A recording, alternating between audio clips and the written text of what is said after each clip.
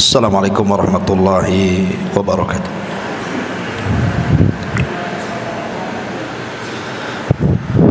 Alhamdulillah, salatu wassalamu ala rasulillah wa ala alihi wa sahbihi wa mawalah, wa la hawla wa la quwata illa billahi wa ba'du. Alhamdulillah, di pagi hari ini kita bisa duduk kembali untuk thalabul ilmi. Dan sebelumnya saya minta maaf karena beberapa minggu ke belakang ini memang banyak acara. Kemarin safar ke Jawa,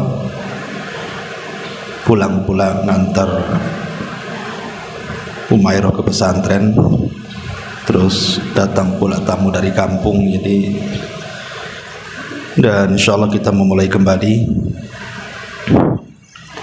Kajian kita masih membahas kitab Arba'in Nawawi, dan kita masuk pada hadis ke-40. Kita baca hadisnya.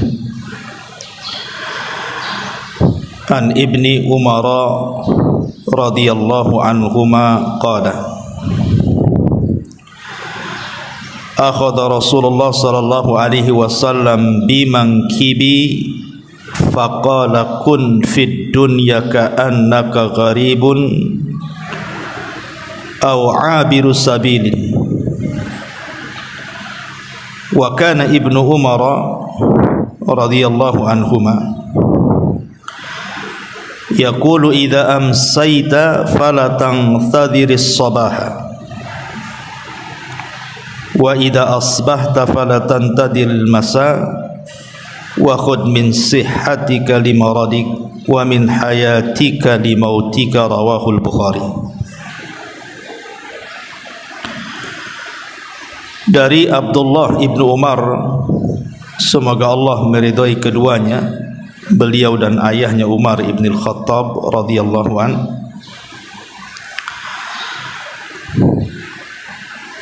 beliau berkata, Rasulullah sallallahu alaihi wasallam satu hari pernah memegang kedua pundakku seraya bersabda,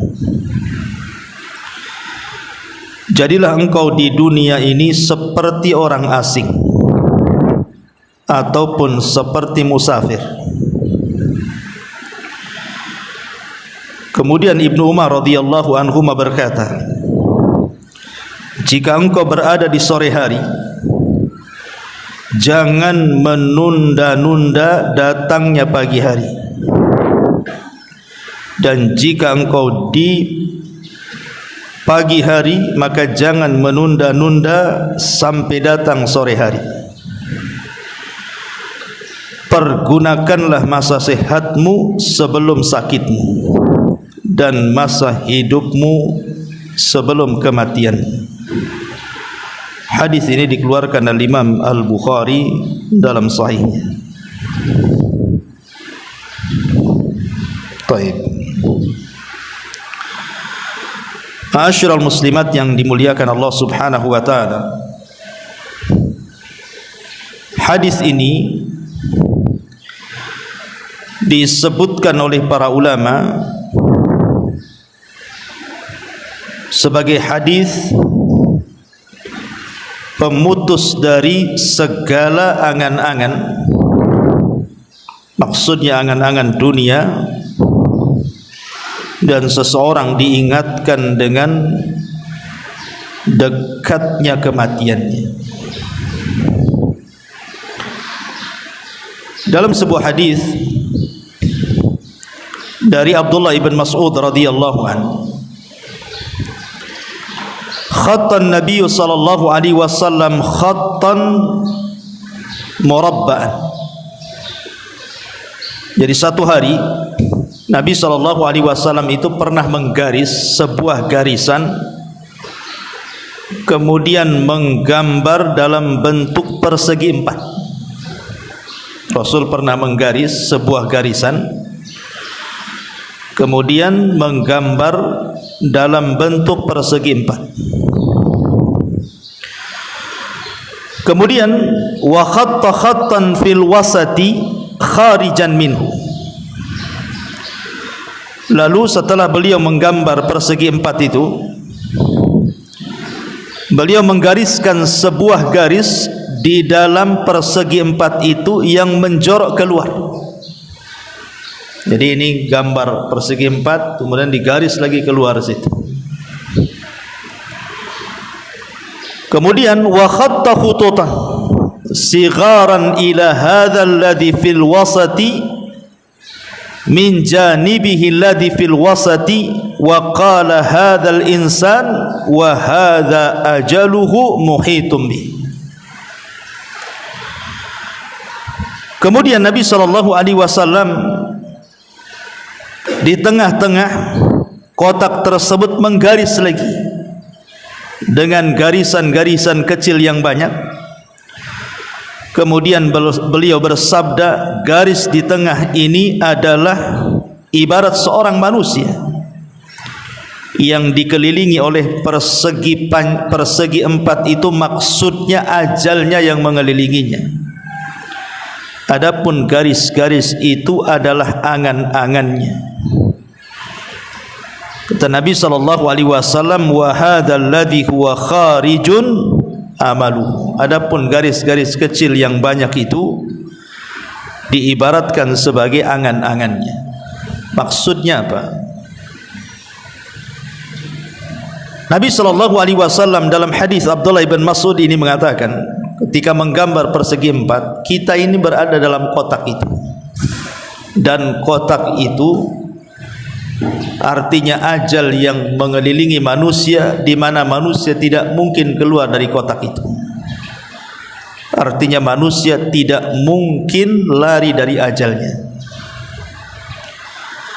Adapun garis-garis kecil yang keluar dari kotak itu adalah angan-angannya. Dari sini kita tahu bahwa angan-angan dan ajal itu sesuatu yang berbeda.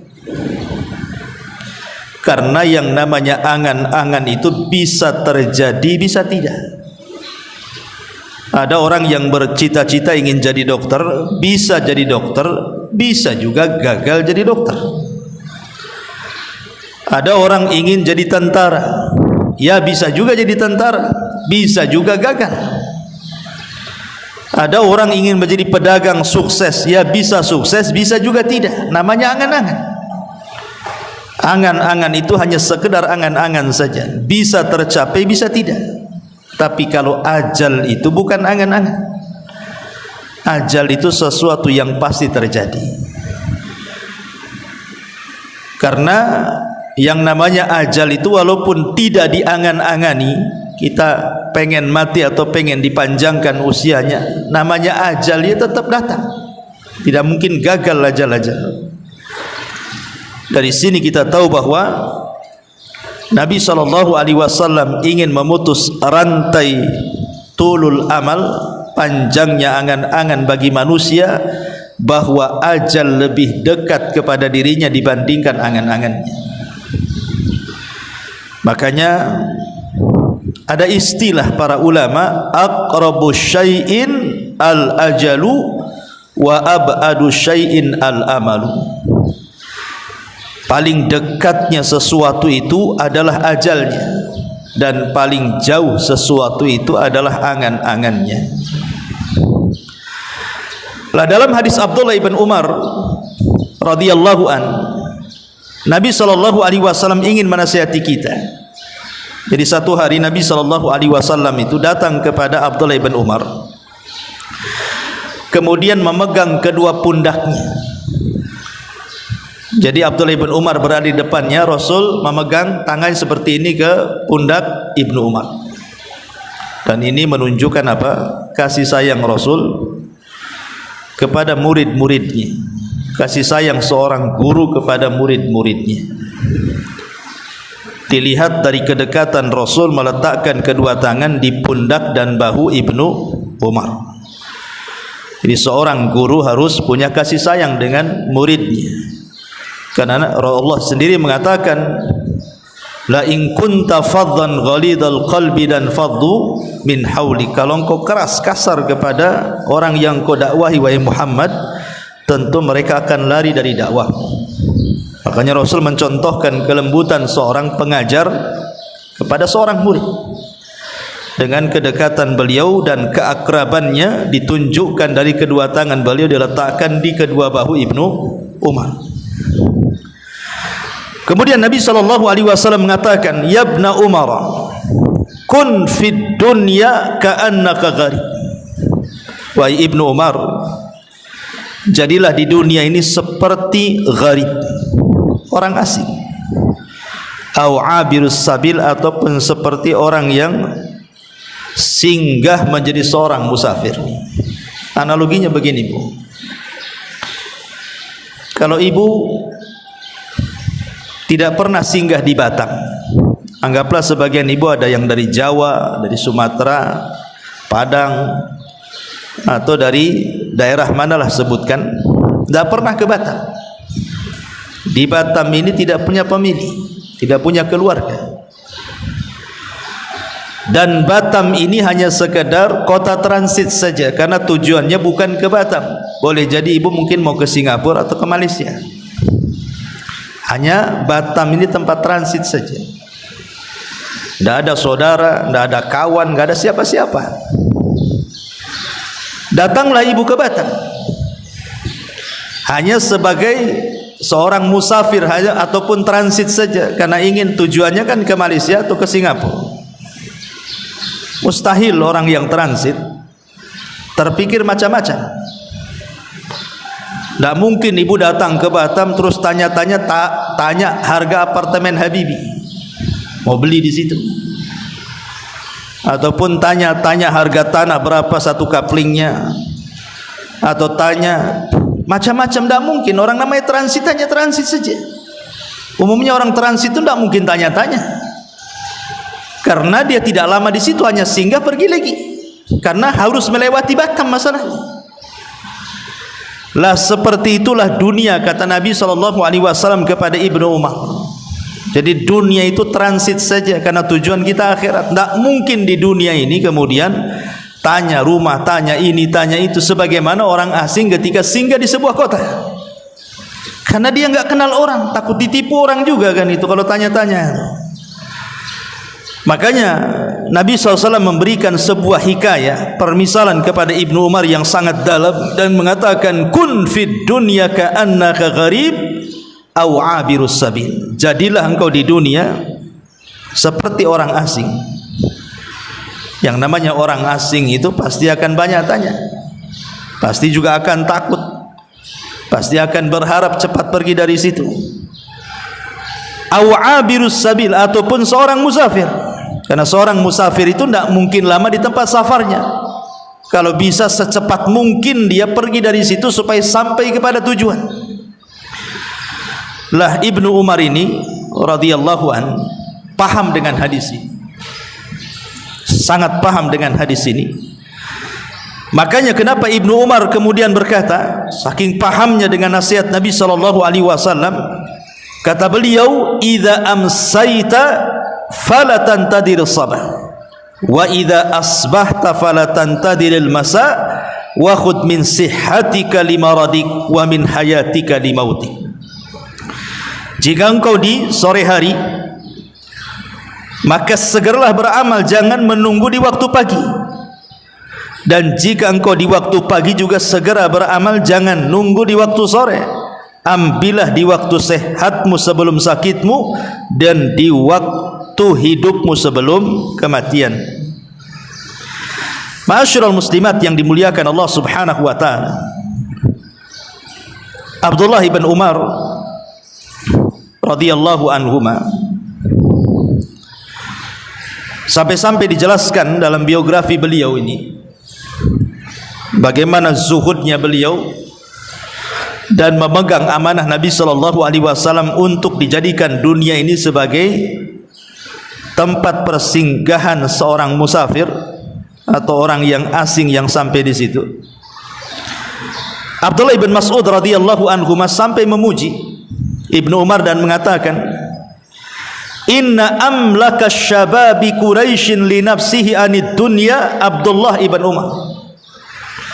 Orang yang paling bisa menahan dari pemuda-pemuda Quraisy untuk dirinya terhadap dunia, aku tidak melihat kecuali Abdullah ibn Umar radhiyallahu anhu. Ini pujian daripada Abdullah ibn Mas'ud radhiyallahu anhu. Makanya Al-Hafidh Adz-Dzahabi dalam kitabnya At-Tadhkirah, jadi satu hari manusia datang kepada Ibnu Umar radhiyallahu anhuma dan menawarkan kekuasaan. Itu di zaman fitnah tuh. Dan ketika itu tidak ada yang lebih mulia yang masih hidup kecuali beberapa sahabatlah. Salah satunya adalah Abdullah ibn Umar radhiyallahu anhuma.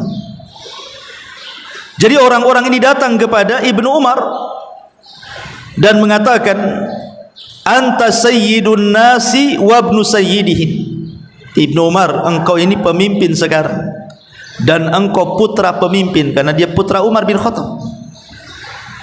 Wan nasu bika radun, manusia sudah berkumpul, mereka mau menjadikan kamu sebagai pemimpin kami.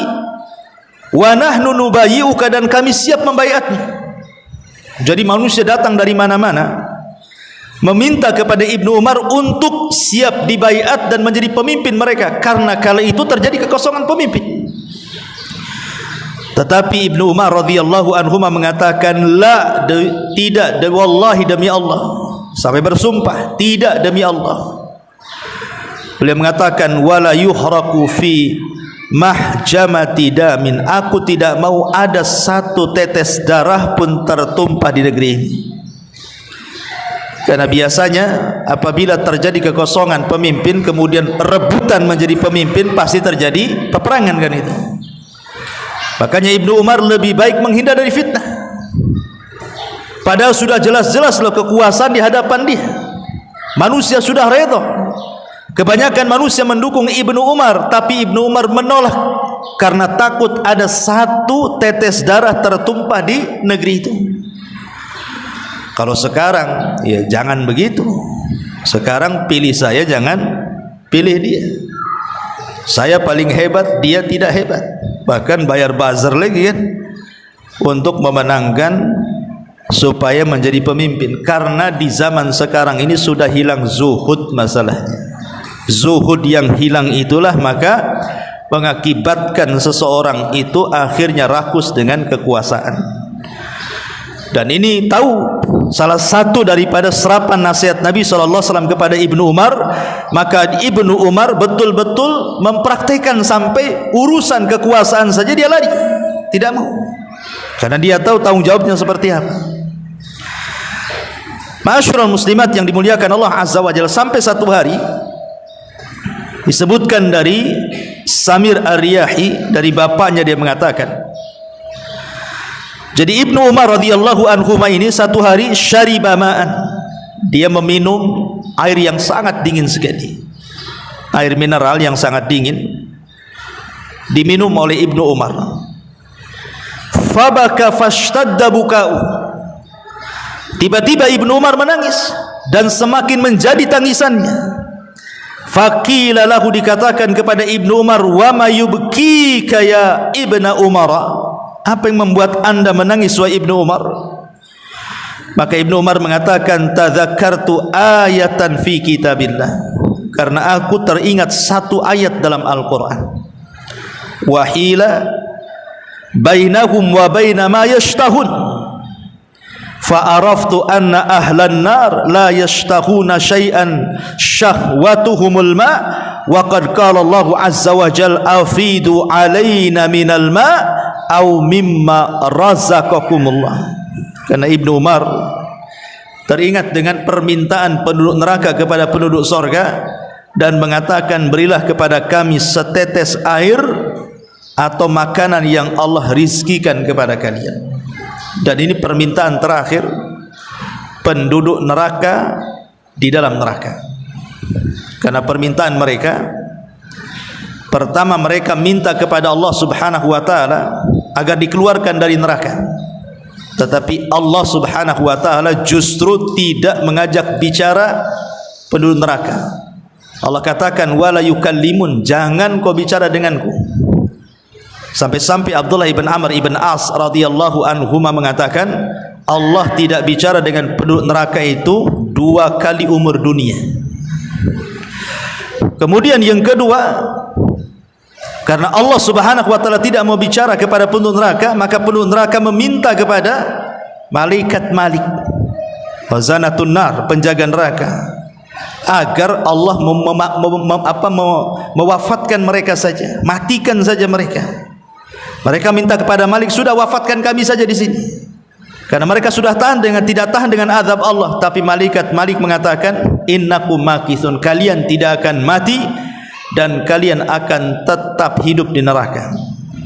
Kemudian permintaan yang ketiga, ketika mereka tidak bisa meminta kepada malaikat Malik agar Allah mewafatkan mereka, maka mereka pun meminta kepada para penjaga neraka agar yukhaffif alainal adzab, Allah meringankan azab kepada kami. Tapi para penjaga neraka pun mengatakan kalian tidak akan diringankan dan kalian akan selamanya disiksa. Ketika kemudian mereka tidak sanggup meminta kepada para penjaga neraka yang lainnya, barulah mereka melirik kepada penduduk surga dan mengatakan, an afidu alaina minal ma au mimma razaqakumullah, berikan kepada kami setetes air atau makanan yang Allah rizkikan kepada kalian. Tapi penduduk surga pun menolak dan mengatakan, innallaha harramahuma 'alal kafirin, Allah haramkan keduanya, maksudnya minuman dan makanan, kepada orang-orang kafir. Maka gagallah 4 permintaan penduduk neraka ini. Lah Ibnu Umar ketika membacakan ayat ini, an afidu alaina minal ma au mimma razaqakumullah, dia menangis. Dan sejak itulah dia hilang kecintaannya kepada dunia dan tumbuh kerinduannya kepada akhirat. Dan itu bentuk bagaimana Ibnu Umar paham dengan nasihat Nabi SAW, hendaklah dia menjadikan dunia sebagai tempat safar atau orang asing. Makanya kalau kita lihat biografi Ibnu Umar itu, Ibnu Umar ini beliau tidak pernah makan kecuali ada orang yatim ataupun orang miskin yang menemani dirinya. Kalau tidak ada anak yatim, tidak ada orang miskin, dia tidak akan makan. Jadi makannya itu bersama orang fakir dan orang miskin. Kalau tidak ada orang fakir miskin, dia akan makan dia. Dan itu menunjukkan apa? Zuhudnya beliau. Dari sini kita paham kalau sedikit menggali biografi Ibnu Umar radhiyallahu anhuma, Ibnu Umar sangat memahami nasihat Nabi SAW. Baik kita kupas sedikit isi daripada hadis Nabi SAW. Di sini Nabi SAW mengatakan nasihat kepada Ibnu Umar, kun fid dunya ka'annaka gharib aw abirus sabil. Jadilah wahai Ibnu Umar, engkau ini seperti orang asing ataupun orang yang lewat di sebuah tempat kemudian singgah dan berlalu dari situ, alias musafir. Isa bin Maryam alaihi salatu wassalam pernah menasihati tentang masalah dunia. Apa kata Isa bin Maryam? Isa bin Maryam mengatakan, u'buruha wa la ta'muruha, u'buruha wa la ta'muruha. Dunia ini hendaklah kalian lewati dan jangan kalian makmurkan di dalamnya. Kata Isa bin Maryam, dunia ini cukup dilewati, tidak perlu dimakmurkan di dalamnya. Karena kita hanya lewat saja. Buat apa dimakmurkan? Waktu, tenaga, biaya kita habiskan di dunia sehingga ketika datang kematian semua ditinggalkan. Makanya kata Isa, lewati, jangan dimakmurkan. Kenapa demikian? Al-Imam Ibnul Qayyim rahimahullahu ta'ala mengatakan, muhibbud dunya la yanfaku min thalathin. Pecinta dunia ini tidak lepas dari 3 perkara.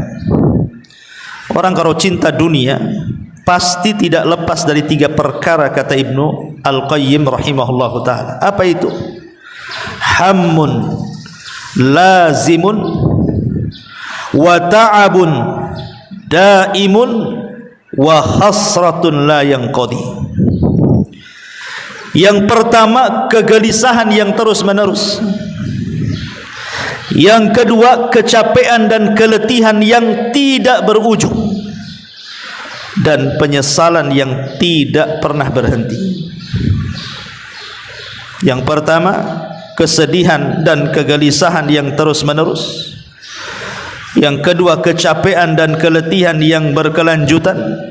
Dan yang ketiga, penyesalan yang tidak pernah berhenti. Inilah dunia.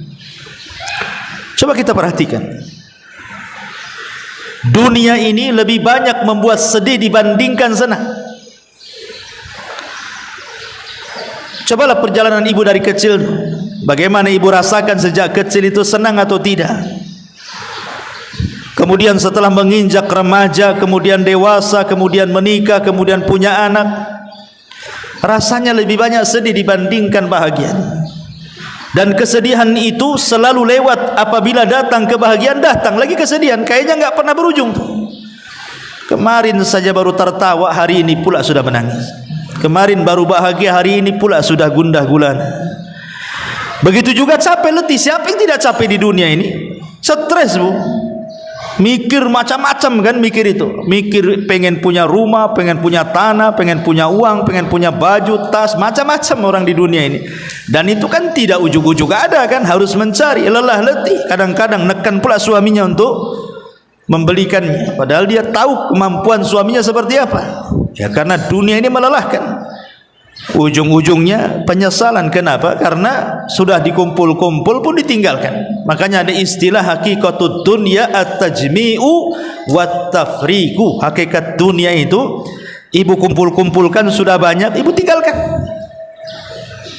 Ibu tinggalkan. Berapa banyak coba orang-orang yang sudah kaya sukses itu akhirnya meninggal dunia kan? Dia kan gak mungkin berpikir besok akan mati.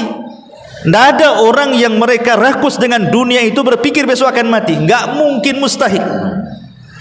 Tetapi namanya kematian itu pasti sebuah kelaziman. Makanya di sini Imam Ibnul Qayyim mengatakan, hammun lazimun wa ta'abun daimun wa hasratun la tanqadi.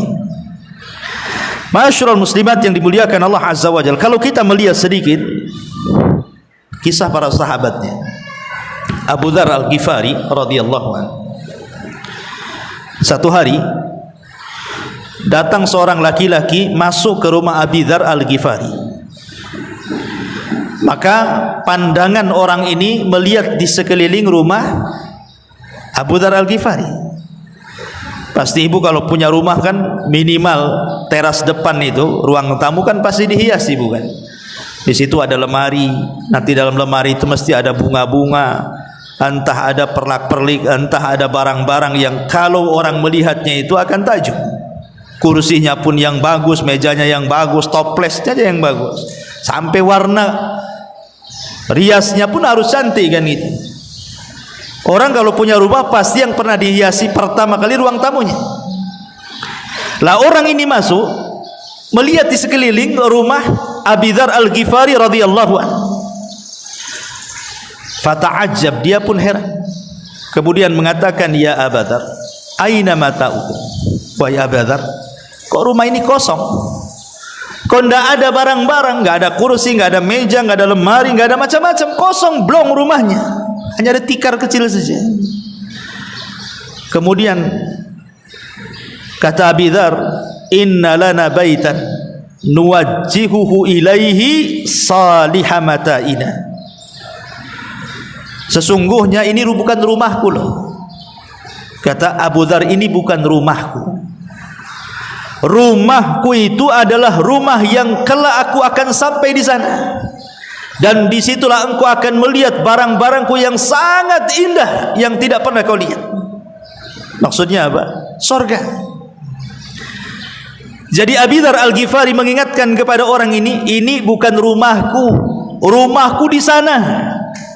Kalau di sini engkau tidak melihat barang-barang yang indah, nanti lo di sana aku akan melihatnya. Kemudian kata Abi Dzar Al-Ghifari radhiyallahu anhu mengatakan, innahu la budda laka min mata'in ma dumta hahuna. Kemudian orang ini ngomong sama Abu Dzar, Abu Dzar, ya paling tidak adalah barang-barang yang kau bisa nikmati selama kau berada di sini dan belum pindah ke sana. Masa nggak ada sama sekali? Kan kamu masih hidup di sini, belum hidup di sana, gitu maksudnya. Maka Abi Dzar dengan tegas mengatakan, inna sahibal manzil la yada'una fihi. Sesungguhnya pemilik rumah ini tidak mungkin meninggalkan barang-barang yang harusnya ada di sana diletakkan pula di sini. Saya tidak mau. Maunya saya semua yang ada di sini ada di sana. Dan ini menunjukkan apa? Zuhudnya para sahabat Nabi SAW. Dan ini senada dengan kisahnya Abu Ubaidah ibn Jarrah radhiyallahu anhu. Jadi Umar radhiyallahu anhu ketika menjadi khalifatul Islam sepeninggal Abu Bakar Siddiq radhiyallahu anhu mengerahkan pasukan untuk membebaskan Baitul Maqdis dalam perang Qadisiyah. Lah ketika itu pemimpin perang adalah Abu Ubaidah ibn Jarrah menggantikan Khalid ibn Walid. Jadi ketika Baitul Maqdis ini sudah dikuasai kaum muslimin dan kunci Baitul Maqdis siap diserahkan kepada Amirul Mukminin Umar bin Khattab, Abu Ubaidah menyurati Umar agar datang dari Madinah ke Syam untuk mengambil kunci Baitul Maqdis. Karena syaratnya yang mengambil kunci itu adalah Umar, pemimpin kaum muslimin. Berangkat Umar dari Madinah menuju Syam. Sebelum kemudian Umar tertuju kepada Baitul Maqdis, dia ingin melihat kondisi rumahnya Abu Ubaidah, tenda perangnya itu. Jenderal perangnya itu hidupnya seperti apa. Jadi Umar ibn Khattab radhiyallahu an kemudian singgah di tenda Abu Ubaidah ibn Jarrah, satu di antara 10 sahabat yang dijanjikan masuk surga itu. Kemudian setelah Umar masuk, beliau melihat di sekitar tenda, di dalam tenda itu kok tidak ada barang-barang, kok kosong itu tenda itu, padahal dia jenderal perang. Oh, kalau sekarang jenderal, kita lihatlah mantan jenderal itu, bisnisnya di mana-mana, rumahnya di tengah kota, besar luar biasa. Itu mantan jenderal zaman sekarang kan gitu. Ini masih menjabat. Abu Ubaidah ibn Jarrah ini masih menjabat, belum pensiun, belum purnawirawan. Jadi Umar ini melihat di sekitarnya, falam yara syai'an, dia tidak melihat sesuatu, satu barang pun tidak ada di tenda itu. Jadi Umar mengatakan, aina mata'uk, mana barang-barangmu? La ara illa labidan wa suhfatan ila akhir. Aku tidak melihat kecuali hanya benda-benda yang tidak ada harganya. Hanya mungkin piring untuk makan, gelas untuk minum gitu. Kemudian Umar bin Khattab radhiyallahu mengatakan, anta amir, engkau ini pemimpin, ya minimalnya adalah barang-barang mewah. Namanya perang itu kan ada harta rampasan perang kan itu. Apalagi yang diserbu ini bukan negara miskin, yang diserbu ini negara Kisra, negara kaya adidaya, otomatis kan kekayaannya banyak itu. Kalau menang dapat harta ghanimah itu kan macam-macam, emasnya, peraknya, ya kasur empuknya, ya barang-barang mewahnya, barang-barang megahnya kan mesti dapat lah kan, tidak mungkin tidak. Kok tidak ada di tenda itu barang-barang berharga sedikit pun. Jadi Umar mengatakan, wa anta amir, kau ini pemimpin. Kemudian Umar bin Khattab radhiyallahu an meminta kepada anak buahnya, kepada para prajurit, datangkan makanan yang biasa dimakan pemimpin kalian. Maksudnya Abu Ubaidah bin Jarrah. Apakah okelah di tendanya tidak ada barang-barang yang berharga, boleh jadi mungkin makanannya spesial, ya mungkin makanannya spesial yang luar biasa gitu. Kalau di zaman sekarang ya makanan-makanan mahal lah gitu. Rupanya ketika didatangkan makanan itu adalah makanan yang biasa dimakan para prajurit. Jadi nggak ada bedanya, prajurit makan itu, dia juga makan itu, nggak ada bedanya antara jenderal dan pasukannya. Dari situlah kemudian Umar bin Khattab fabaka, beliau pun menangis. Faqala, dan dia mengatakan kepada Abu Ubaidah, ghayyaratna dunya ghairaka ya Aba Ubaidah. Dunia telah merubah kami semuanya, kecuali engkau wahai Abu Ubaidah. Dunia tidak merubah dirimu. Kami semua dirubah dunia kecuali engkau. Ini yang ngomong bukan orang biasa loh, Umar ibn Khattab radhiyallahu anhu. Kalau sudah Umar yang ngomong, ya memang Abu Ubaidah itu seperti itu kan gitu. Karena pujian Umar tidak mungkin sembarang orang dia mengatakan seperti itu. Makanya Umar mengatakan, ghayyaratna dunya, dunia sudah merubah kami. Illa anta ya Aba Ubaidah, kecuali engkau wahai Abu Ubaidah, dunia sama sekali tidak berubah. Itulah makna karena Abu Ubaidah sangat paham hadis Nabi sallallahu alaihi wasallam dalam sebuah hadis, mali walid dunya, mali walid dunya.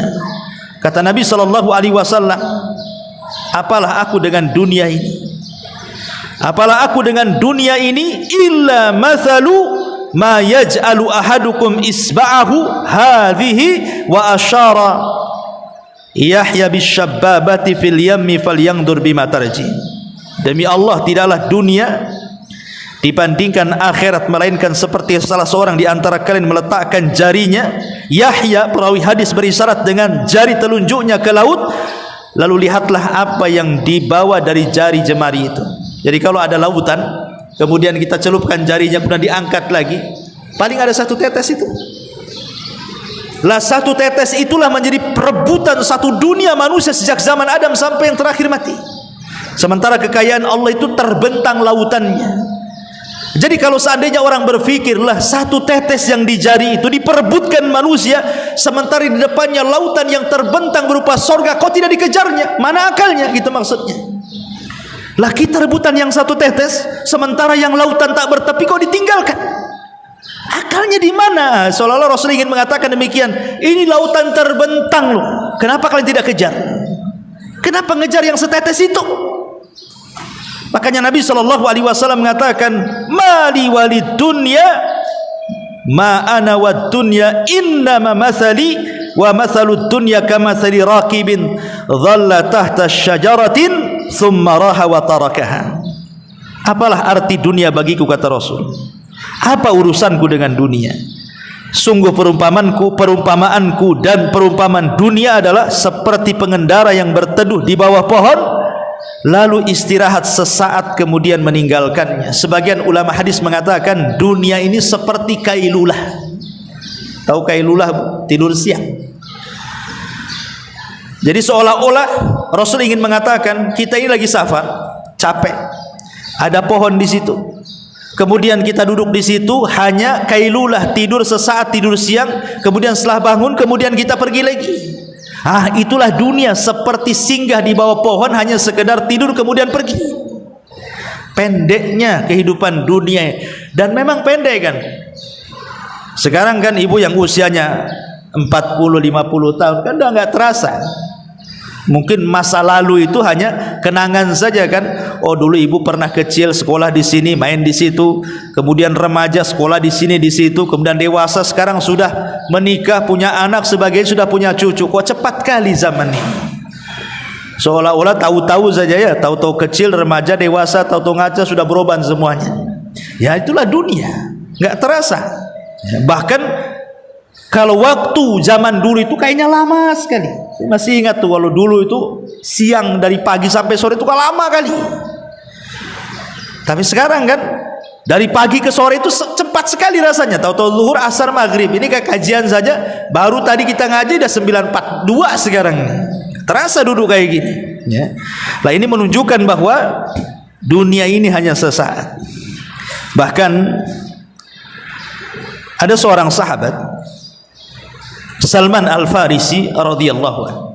Ma'ruf kisah Salman Al-Farisi, seorang sahabat yang keliling dari satu negara ke negara berikutnya hanya mencari hidayah. Dari beragama penyembah berhala berupa api, Majusi, kemudian masuk Nasrani, kemudian dibeli oleh tuan Yahudi, sampai akhirnya dapat hidayah masuk Islam. 3 agama dilewati itu Salman Al-Farisi. Majusi, Nasrani, Yahudi, baru Muslim. Ya. Dan Salman Al-Farisi walaupun demikian termasuk as-sabiqun al-awwalun. Dia orang-orang yang lama mengikuti jejak Nabi. Salman Al-Farisi seolah-olah ketika Allah Subhanahu wa taala tidak menghendaki Abu Lahab masuk ke dalam Islam, Allah ganti Salman Al-Farisi yang bukan orang Arab justru mendapatkan hidayah saat kematiannya, detik-detik wafatnya. Jadi Sa'ad bin Abi Waqqas ini satu di antara 10 sahabat yang dijanjikan surga ini datang menjenguk Salman saat wafatnya. Kemudian dilihatnya Salman ini menangis. Maka Sa'ad bin Abi Waqqas berusaha menghibur Salman dan mengatakan, "Alaisa qad sahibta Rasulullah sallallahu alaihi wasallam kada wa kada, alaisa kada wa kada, alaisa kada wa kada." Wahai Salman, engkau ini orang yang paling lama berkawan dengan Nabi, sekian dan sekian waktu. Engkau sudah berbuat begini dan begitu bersama Nabi. Engkau sudah berbuat begini dan begitu bersama Nabi. Jadi Sa'ad bin Abi Waqqas berusaha menenangkan Salman karena ketika itu menangis saat detik wafat itu. Diingatkan dengan kebaikan, dan ini sunnah hukumnya. Kalau ibu ziarah kepada orang sakit, maka yang dibicarakan tidak boleh kecuali kebaikan. Tidak boleh ibu bicara soal keburukan di ruangan yang ada orang sakit di situ. Nggak boleh. Tetapi ceritakan kebaikan, kau ini orang baik, atau diceritakan ke kawannya biar dia dengar. Sayang dia sakit, jadi dia orang baik, mudah-mudahan Allah sembuhkan dia, supaya dia dengar waktu sakitnya. Ya, karena di sini Sa'ad memberikan contoh kepada kita, menjelaskan kepada Salman bagaimana jasa beliau dulu dan bagaimana pertemanan beliau dengan Nabi sallallahu alaihi wasallam. Qala Salman, tapi Salman mengatakan, dia mengatakan, ma'abki wahidatan minal isnain. Aku bukan menangis karena satu di antara dua perkara. Kata Salman, aku menangis bukan karena satu di antara dua perkara. Kemudian Salman mengatakan, ma'abki dhannan lid dunya wala karahiyatan lil akhirah. Demi Allah aku mati bukan karena aku terikat dengan dunia, aku tidak mau meninggalkan dunia, bukan itu. Bukan pula aku membenci akhirat, karena orang mati itu cuma dua nih. Kenapa orang itu kemudian saat kematiannya sulit, sehingga kemudian terkadang di antara mereka itu harus koma berbulan-bulan loh, bertahun-tahun. Ada Allah siksa seperti itu orang tuh, gak mati-mati. Ada orang koma bertahun-tahun itu. Boleh jadi karena dipersulit kematiannya.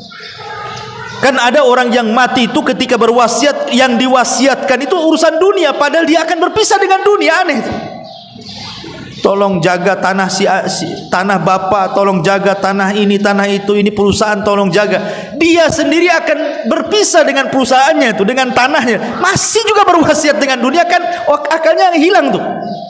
Oh, dia mau berpisah dari dunia, kok wasiat dengan dunia pula.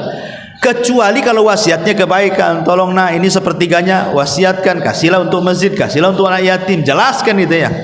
Tapi ada sebagian orang tidak berpikir ke situ, sehingga terjadilah karahiyata lil mauti, benci kematian dan benci akhirat.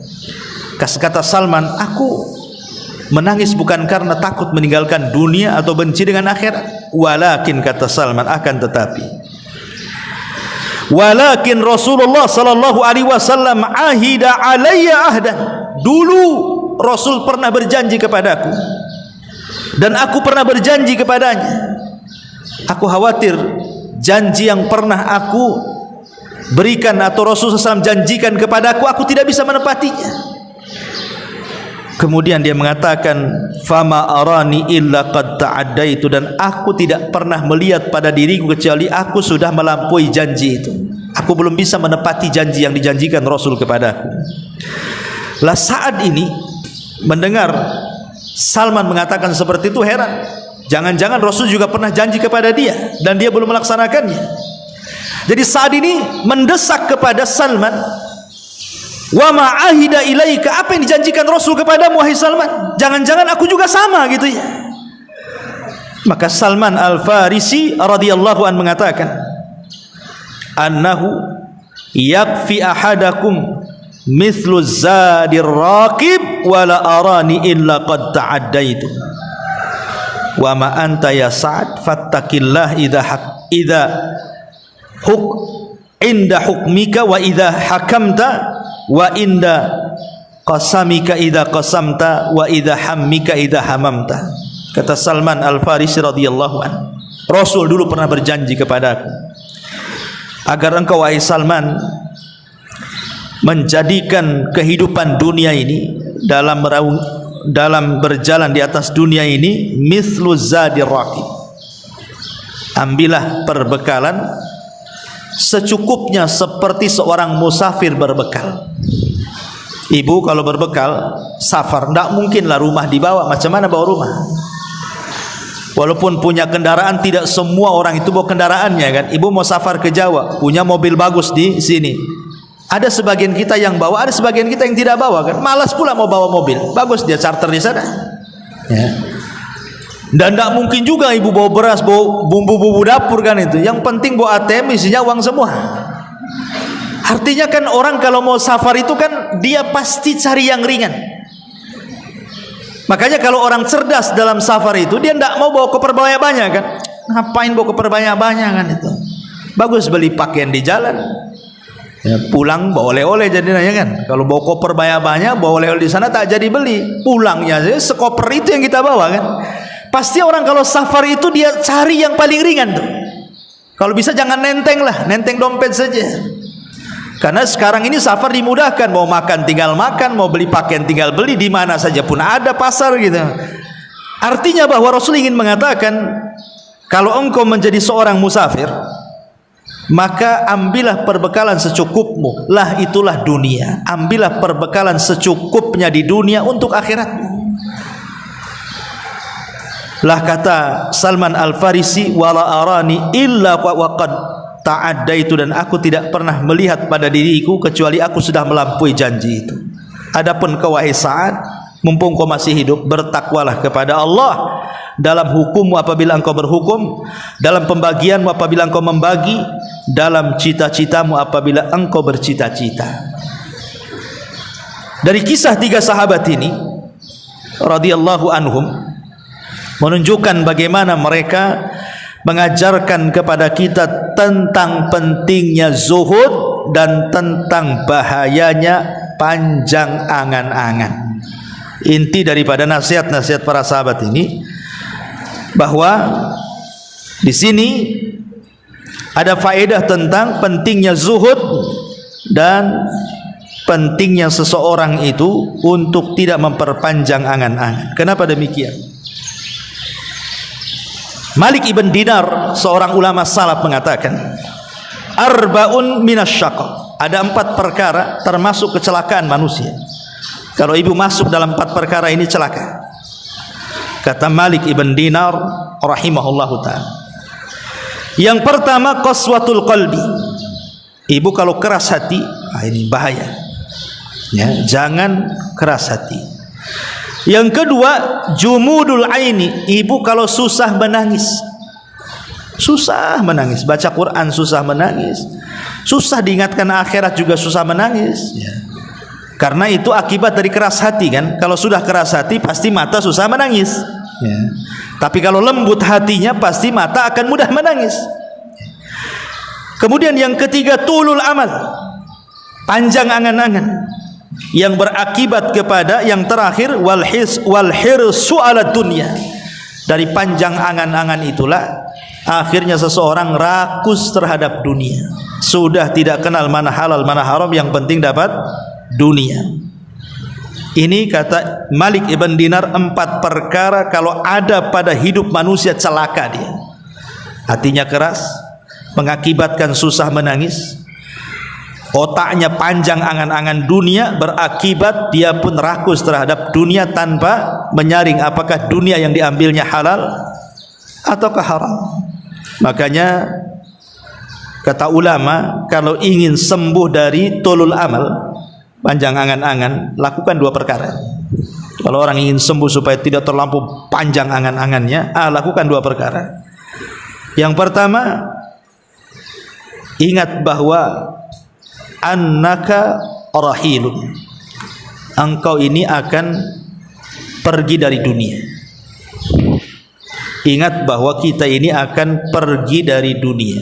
Tidak mungkin kita selamanya di dunia. Dan itu kita saksikan di sekitar kita hari-hari. Ada yang meninggal kan? Ada yang bayi meninggal, kita saksikan. Ada yang anak remaja meninggal, kita saksikan. Ada yang sudah tua juga meninggal, kita saksikan. Bahkan sebagian ibu mungkin ada yang memandikannya, mengkafaninya, dan kita saksikan itu. Artinya dunia ini tidak mungkin lama. Kemudian yang kedua, alaika biziaratil maqabir. Sekali-kali bagi wanita itu boleh berziarah kubur, tetapi bagi laki-laki hukumnya sunnah. Sering ziarah kubur, tapi perempuan boleh ziarah kubur, tapi sekali-kali, jangan sering. Dan inilah dua perkara.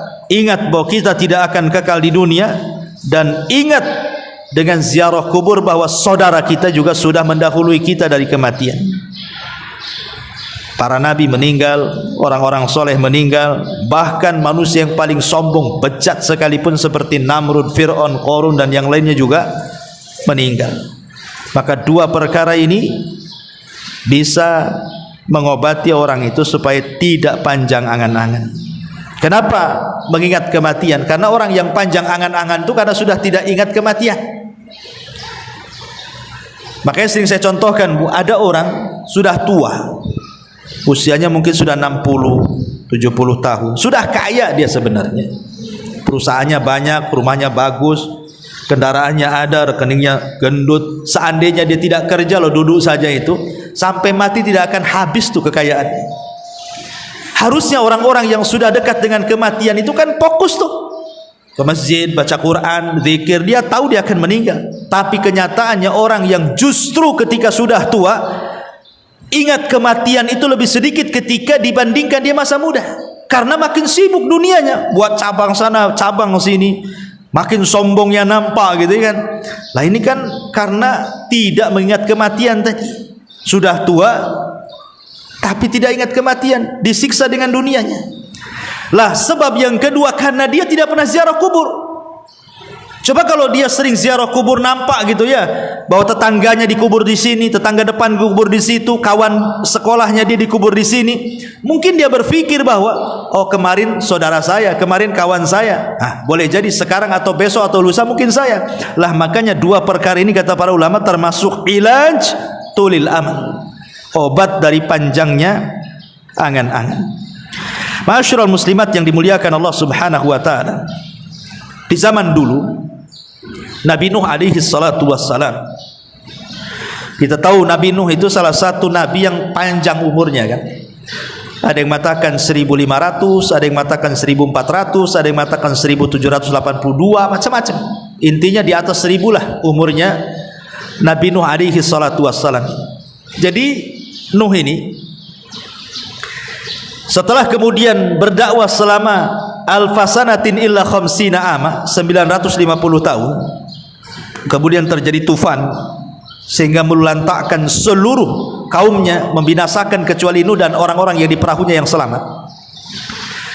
Jadi satu hari Nuh ini sudah selesai tufan, kaumnya pun sudah binasa, dan dia pun membawa orang-orang yang tidak banyak di perahunya. Jadi malaikat maut ini datang ingin mencabut Nuh alaihi salatu wassalam, mencabut nyawa Nuh alaihi salatu wassalam. Dan disebutkan oleh Imam Qurtubi saat memberikan tafsiran kepada surah Al-Ankabut ayat 14-15. Jadi malaikat maut ini mengatakan, ya Nuh, ya akbaral anbiya wa ya tawilal umri wa ya mujabad da'wati kaifa ra'aita dunya. Wahai Nuh, wahai nabi yang paling besar, wahai nabi yang dipanjangkan umurnya, wahai nabi yang diijabah doanya, bagaimana menurutmu soal dunia? Jadi malaikat maut bertanya kepada Nuh alaihi salatu wassalam, kaifa ra'aita dunya, bagaimana menurutmu soal dunia? Maka Nabi Nuh alaihi salatu wassalam mengatakan, mithla rajulin bunya lahu baitun lahu baban fadakhala min wahidin wa kharaja minal akhar. Nuh mengatakan dunia ini permisalan ibu ini dibangunkan satu rumah, kemudian dibuatkan dua pintu, pintu depan dan pintu belakang. Kata Nuh, dunia ini seperti rumah. Engkau masuk dari situ, kau keluar dari situ. Ya, Nuh alaihi salatu wassalam mengatakan, dunia ini seperti rumah. Ibu punya rumah, ada dua pintu, pintu depan dan pintu belakang. Seolah-olah ibu masuk dari pintu depan, kemudian keluar dari pintu belakang. Itulah dunia. Rumah ini tidak akan dibawanya, ditinggalkan begitu saja. Seolah-olah keluar masuk saja, masuk keluar saja. Hanya singgah sebentar, masuk rumah, duduk, kemudian keluar lagi. Lah itulah dunia, kata Nuh alaihi salatu wassalam. Dalam riwayat, dakhala min ahadihima wa jalasa hunayatan thumma kharaja min babil akhar. Engkau masuk ke dalam rumah, kemudian berduduk sejenak. Hunayah itu sejenak duduk, kemudian keluar lagi. Makanya kenapa di dalam Al-Quran itu illa asyiyatan aw duhaha. Nanti di akhirat orang itu ditanya soal jam mereka hidup di dunia, mereka mengatakan seolah-olah di dunia ini hanya asyiyah aw duhaha, hanya sesaat saja di waktu duha, kemudian pergi. Itulah dunia, kata Allah. Tapi ma'asyiral muslimat yang dimuliakan Allah azza wa jalla, di antara kisah-kisah sahabat Nabi SAW dan juga para nabi, nasihat terakhir dari hadis ini adalah perkataan Ibnu Umar radhiyallahu anhuma di ujung riwayat, idza amsayta fala tantadiris sabah wa idza asbahta fala tantadiril masa wa khudh min sihhatika limaradik wa min hayatika limautik. Ini nasihat Ibnu Umar kepada kita. Jika engkau berada di sore hari, jangan menunggu datangnya pagi hari, dan jika engkau berada di pagi hari, jangan menunggu datangnya sore hari. Maksudnya, kalau pagi ini kita bisa beramal, jangan nunggu nanti sore. Pagi ini ibu bisa punya uang ingin sedekah, sudah langsung sedekahkan. Pagi ini ibu bisa ingin baca Quran, ya sudah, jangan diprogram, nanti sore kan ada waktu. Kalau pagi ini ingin silaturahim ke saudara yang sedang sakit, ya sudah, segerakan hari ini berangkat. Karena belum tentu sore bisa gitu. Betapa banyak orang yang mengagendakan sesuatu ternyata tidak jadi. Tapi berapa banyak orang-orang yang tiba-tiba ada program dijalankan langsung jadi pula dia kan. Rame-rame kita ke rumah si Anu, rame-rame datang. Tapi kalau kita sore aja lah, biar kita tenang, senang, waktunya ada. Ketika sore banyak pula alasan kawan-kawan kan. Oh, tidak bisa datang, tidak bisa hadir, tidak bisa ini, tidak bisa itu, karena ini, karena itu, macam-macam kan. Makanya kenapa kemudian di sini Ibnu Umar mengatakan kalau bisa beramal di waktu pagi, jangan pula nunggu di waktu sore, ataupun sebaliknya, karena umur manusia tidak tahu. Dari sini Nabi SAW mengatakan, badiru bil a'mali sab'an, bersegeralah kalian beramal saleh sebelum datang 7 perkara. Dan ini sudah saya jelaskan ke ibu-ibu. Apa itu? Illa hal tantadiruna illa faqran munsiya. Apakah ibu harus menunggu menjadi orang fakir yang melupakan ibadah? Nah, sekarang mumpung ya walaupun tidak miskin sekali, tetapi kan cukup hidupnya, walaupun tidak kaya sekali, tetapi cukuplah. Masih bisa lah ibu datang ke majelis taklim, masih bisa sholat duha, masih bisa berinfak walaupun tak banyak gitu kan. Kalau memang bisa lakukan, jangan sampai datang kefakiran yang melupakan. Karena orang fakir itu, ada orang fakir itu kalau diajak ibadah pikirannya tidak akan nyambung. Kenapa? Nggak bisa saya datang ke pengajian, besok saya makan apa? Ini kerjaan banyak. Kalau saya tak kerja, keluarga makan apa? Akhirnya lupa ibadah tuh, karena kefakiran yang melalaikan tadi. Ataupun yang kedua, ghinan mutghiyah. Ketika fakir berangan-angan, nanti kalau sudah kaya ingin haji, kalau sudah kaya ingin sedekah, kalau sudah kaya ingin betul-betul bantu, tapi sudah kaya melampaui batas dia. Nggak ada satupun yang dibantu, haji pun tidak, umroh pun tidak mau berangkat. Ya. Ataupun yang ketiga, maradan mufsidah. Jangan menunggu sakit yang mendudukkan ibu sehingga tidak bisa bergerak. Orang sakit itu bu, hanya angan-angan saja. Saya lihat ada orang di stroke ya kan, ditaruh di kursi roda itu. Dia ngomong pun tak bisa, udah menyon gitu ya mulutnya, kakinya pun tidak bisa digerakkan, tangannya. Kita memandang dia saja sedih, apalagi yang merasakan. Kita melihat dia saja sedih tuh. Kita sudah terpikir kalau seandainya saya yang ada di situ. Coba berpikir Bu, kalau seandainya ibu melihat ada orang terduduk lagi stroke, kemudian ibu berpikir bagaimana kalau saya yang di situ? Tentu kan pikirannya aneh-aneh tuh kita ini, sudah ketakutan. Makanya kasihan gitu melihat orang-orang seperti, apakah nunggu seperti itu gitu ya, nunggu sakit yang tidak bisa seseorang itu bergerak untuk ibadah. Atau yang keempat, haraman mufannida, ataupun mungkin diberikan pikun. Sudah sholat dibilang belum sholat, belum sholat dibilang sudah sholat, puasa dibilang tidak puasa, sedang puasa dibilang puasa, macam-macam orang pikun itu. Ataupun yang terakhir, yang kelima, mautan mujahiza, ataupun kematian yang mendadak, dan yang banyak. Atau yang keenam, dajjal, fasyarrul ghaibin yuntadhar, ataupun apakah harus nunggu dajjal dan itu sebaik-baik perkara gaib yang ditunggu-tunggu. Atau yang terakhir, awis saatu adha wa amar, ataukah kiamat adalah sesuatu yang sangat berat dan menakutkan. Makanya Rasul mengatakan, ightanim khamsan qabla khamsin. Kata Nabi SAW, jaga 5 perkara sebelum datang 5 perkara. Apa 5 perkara sebelum 5 perkara itu? Kata Nabi SAW, jagalah 5 perkara sebelum datang 5 perkara. Pertama, jaga waktu mudamu sebelum datang masa tua. Sekarang ibu, kita lihat ibu punya anak remaja lah. Kalau ibu yang sudah tua, yang anaknya sudah gadis atau anaknya sudah bujang, kita lihat kan mereka itu gesitnya luar biasa. Naik motor aja bisa ngebut, sengebut-ngebutnya orang tuh. Anak muda itu kan Bu, suruh ke pasar aja sebentar aja dia, kan lagi gesit-gesitnya. Dan ibu pernah merasakan itu, jalan ke sana kemari tidak punya capek. Itu anak muda tuh.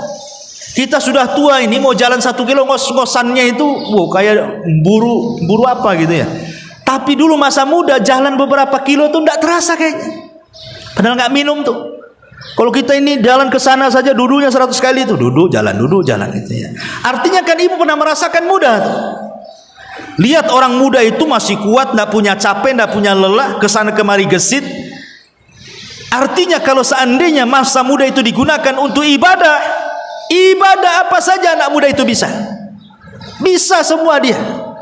Mau ngaji jauh perjalanannya bisa, mau apa saja bisa. Tapi kalau sudah tua Bu, angan-angan saja, aduh pengen ngaji di sana, tapi jalan tak bisa ya, nggak ada yang ngantar. Padahal dekat tuh masjid ke rumah dia itu nggak jauh. Pengen sholat duha 2 rakaat, berdiri duduk pun tak bisa, baring akhirnya. Jadi apa nunggu seperti itu? Rasulullah mengatakan, lah waktu mudamu kemana? Sudah tua kok malah mikirnya aneh-aneh. Makanya Rasul katakan, sababuka qabla harami. Ingat masa mudamu sebelum datang tuamu ya. Kemudian yang kedua, sihhati qabla saqami. Sihhataka qabla saqamika. Ingat masa sehatmu. Lihat orang sehat itu semua dimakan kan Bu? Orang sehat cuma dimakan. Yang kata dokter nggak boleh pun tetap aja dihantam dia, karena merasa sehat dia. Nggak boleh loh makan ini, nanti kolesterol naik. Enggak lah, bismillah saja. Orang sehat nggak peduli. Tapi kalau sudah sakit, baru terasa nih. Dikasih makanan enak depan dia, jangan, nggak boleh dekat-dekat ini. Nggak boleh kata dokter nih. Ini kalau saya mati 3 hari mati nih katanya.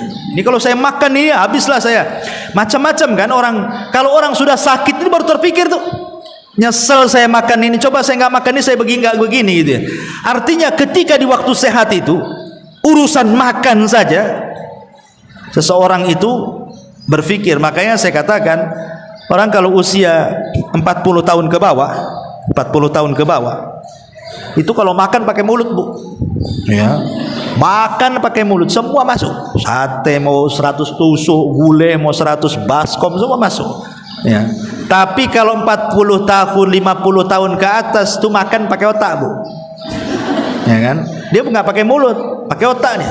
Cocok nggak nih, masuk nggak nih, Gula enggak nih? Kolesterol enggak nih? Naik enggak darah nih? Nah kan otaknya berpikir dia. Memang enggak haram itu menjaga kesehatan. Tapi dari situ saja nikmat Allah sudah dicabut sebenarnya. Ya kan? Sudah 40 tahun ke atas sudah otaknya berpikir dia, enggak semua bisa dimakan. Enggak semua bisa diminum, enggak semua orang itu bisa lelah letih seperti di masa ketika dia sehat. Makanya di sini Rasul mengatakan wasihataka qabla saqami. Kemudian yang ketiga wa ghinaka qabla faqri. Dan masa kayamu sebelum datang kefakiranmu. Berapa banyak orang fakir menghayal. Dulu saya pernah kaya, kenapa saya enggak begini? Kenapa saya enggak begitu? Sekarang sudah miskin kok angan-angan. Kadang-kadang ada orang yang datang ke saya. Berapa orang udah enggak kesebut lah, Ustadz. Coba saya kenal dengan Ustadz dulu katanya. Waktu saya punya tambang, saya masih punya perusahaan, saya masih di atas. Mungkin pondok Ustadz sebentar aja, sekejap mata jadi katanya. Kok kenal dengan saya waktu miskin pula katanya. Subhanallah. Ada orang seperti itu datang ke saya itu. Ya mudah-mudahan Allah berikan kekayaan kepada antum. Insyaallah mudah-mudahan kaya betul. Takutnya sudah kaya balik lagi ke awal kan gitu ya. Dah miskin datang lagi kedua kalinya, itu sama aja namanya. Jadi di sini Rasul mengatakan wa ghinaka qabla faqri wa faraghaka qabla syaghli. Dan masa luangmu sebelum datang sibukmu. Ini juga sering terjadi. Udah sibuk baru terfikir kenapa banyak waktu tidak belajar. Makanya kenapa Imam Ahmad ibn Hanbal rahimahullah mengatakan ta'allamul ilma, belajarlah ilmu sebelum datang masa tua. Kata Imam Ahmad, belajarlah ilmu sebelum datang masa tua. Karena orang sudah tua belajar itu ya hanya jiping saja, ngaji kuping aja kan Bu. Masuk telinga kanan, keluar telinga kiri. Nanti lama nih 1 jam ngaji nih, ditanya sama suami, tadi Abu Merah ngomong apa? Entah, enggak apa-apa. Tengoklah di catatan katanya. Tengok di catatannya dulu. Tunggu. Nah ini itu poin banyak kelewat juga. Jadi di sini menunjukkan bahwa wa faraghaka qabla syaghli. Karena kenapa dulu di masa muda mungkin ibu nih bisa ngapal? Karena kesibukannya belum banyak kan Bu. Sekarang sudah tua kan banyak yang ngurus cucu, yang ngurus anak, yang ngurus ini, banyak yang diurus. Sehingga terpecahlah akal itu, hafalan terpecah. Jadi susah untuk nyimpan karena simpanan yang lain loh harus lebih banyak porsinya. Jadi ingat duitnya lebih besar dibandingkan ingat hafalannya. Makanya agak sulit gitu ya. Kemudian wahayatika qabla mautik, dan kehidupanmu sebelum kematianmu. Karena kalau orang sudah datang ajalnya, apa kata Allah? Allah mengatakan fa idza jaa ajaluhu la yastakhiruna sa'atan wa la yastaqdimun. Apabila datang ajal seorang tidak mungkin ke depan, tidak mungkin ke belakang. Dan dia pun mengatakan laula akhartani ila ajalin qarib la asaddaqa wa akum minas salin. Kalau Allah kembalikan aku ke dunia, tentu aku akan bersedekah dan tentu aku akan termasuk orang-orang yang saleh. Tapi kan mustahil. Itu hanya penyesalan yang tidak ada guna. Wallahu alam. Ini diantara hadis ke-40.